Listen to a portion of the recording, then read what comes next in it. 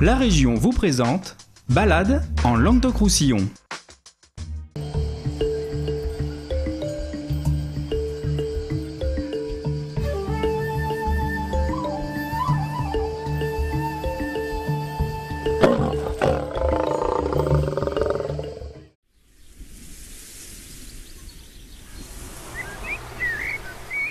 Culminant à 1600 mètres, entouré d'une nature sauvage, baigné dans une lumière pâle qui lui confère une atmosphère mystérieuse, le Mont Aigoual reste en France l'un des derniers observatoires météorologiques, un site préservé qui offre un panorama exceptionnel sur le sud de la France.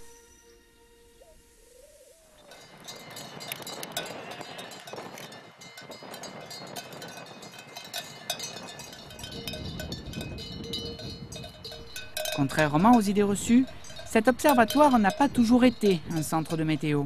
Ce site a été créé, ça fait une centaine d'années, pour le reboisement de toute la montagne, qui avait été déforestée complètement. C'est-à-dire ça a été déforesté pour le charbon de bois, pour les mines et pour les pâturages. Plus tard, pour faire face à la fermeture dans l'Hexagone de centres identiques, les techniciens résistèrent en créant un musée réservé à la météo. Nous avons créé un musée qui a été créé en 82 ou 83 et c'est grâce à ce musée et aux gens que vous voyez passer derrière d'ailleurs qui nous ont sauvés. Exactement. Parce que si je pense que si il n'y avait pas eu toutes ces personnes, tous ces visiteurs qui participent, c'est-à-dire au début il y avait 100 000, maintenant ça a baissé un peu, on pense avoir 70 à 80 000 personnes par an, c'est grâce à eux que ce lieu magique existe encore. Et lorsqu'on demande à Francis pourquoi il qualifie ce site de magique, la réponse reste évidente. C'est vraiment un lieu magique parce que nous sommes à 60 km de la mer, dont là-bas il fait très beau.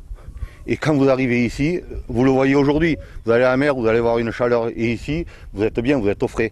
Et ce qui fait surtout ce changement de température, changement de climat, c'est que nous n'avons aucun renfort en partant à la mer, c'est le premier renfort que le vent rencontre, que les pluies rencontrent.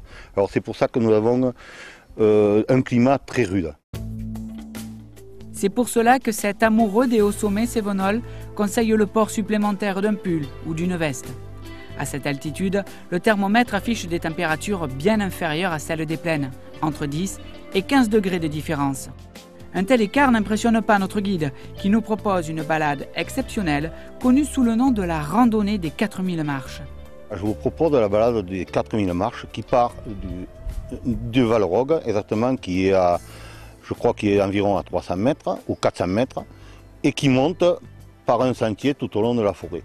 Vous montez sur 1000 mètres, c'est-à-dire qu'il faut minimum 3 heures pour monter, pour un bon marcheur, et vous arrivez dans notre lieu.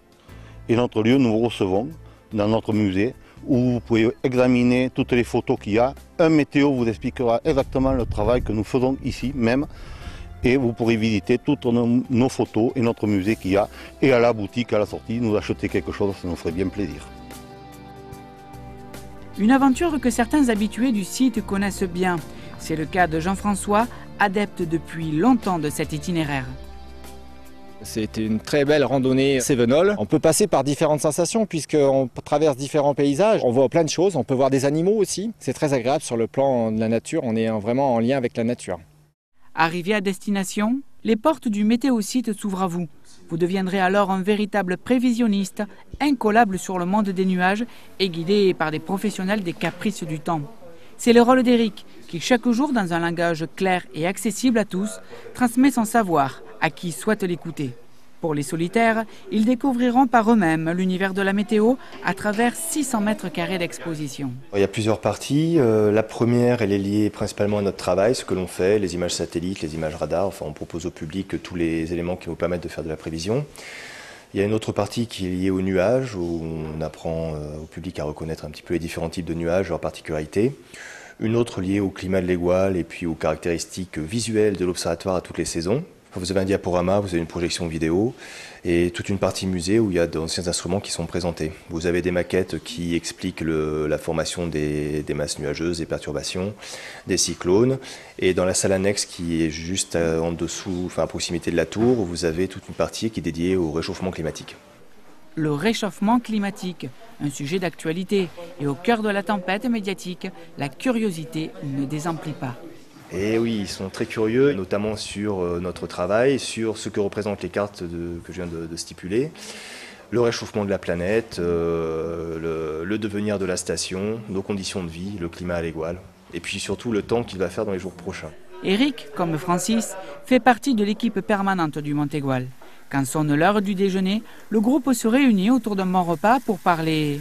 On parle de choses intéressantes.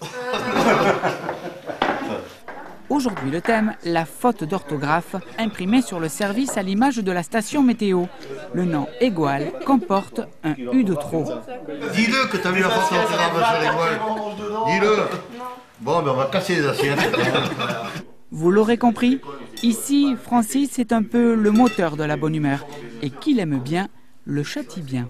C'est rare de te voir bosser, qu'en plus, si tu fais la sieste... Tu vas m'enfler un jour. C'est dommage que j'ai... Avec quoi tu vas me prendre? Avec le fouet, le bâton?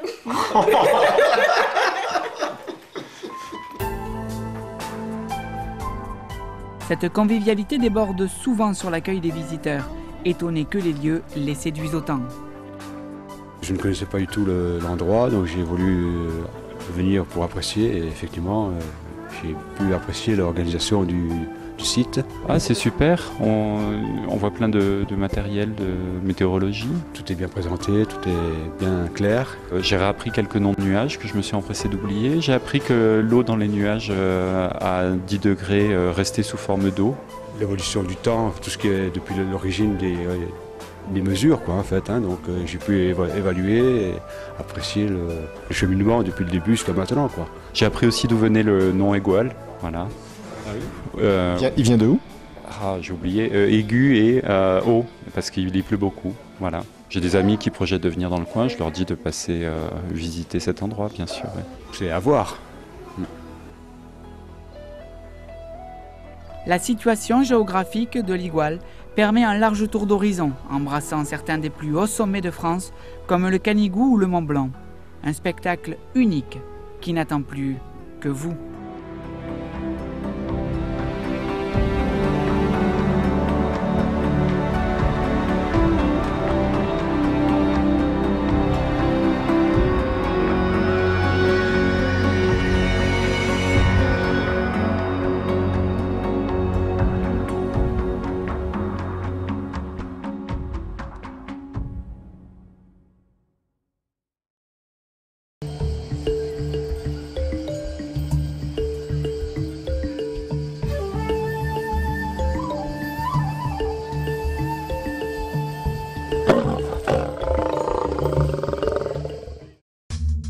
La région vous a présenté Balade en Languedoc-Roussillon.